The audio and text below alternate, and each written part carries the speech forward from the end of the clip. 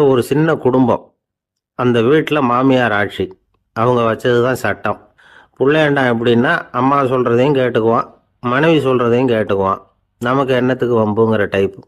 மருமகள் பேர்ல குறை கண்டுபிடிக்கிறதுலயே அந்த மாமியாருக்கு ஒரு சுவாரஸ்யம். சின்ன சின்ன விஷயத்துல எல்லாம் குத்தம் கண்டுபிடிச்சிக்கிட்டே இருக்கிறாங்க.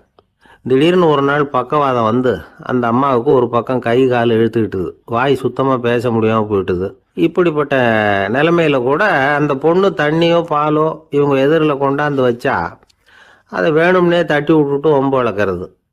அதுக்கப்புறம் அந்த பொண்ணு தரையை சுத்தப்படுத்தும்ல, அதை பார்த்து ரசிக்கிறது. ஒரு நாள் வீட்டில் வச்சிருந்த பாலை பூனை குடிச்சிட்டு போயிட்டுது.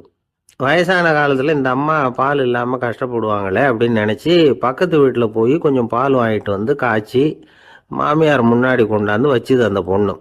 வழக்கம் போல் அந்த அம்மா பாலை தட்டி விட்டுட்டாங்க. இதை அந்த மருமக பொண்ணு கவனிச்சுட்டுது. கதவுக்கு பக்கத்துல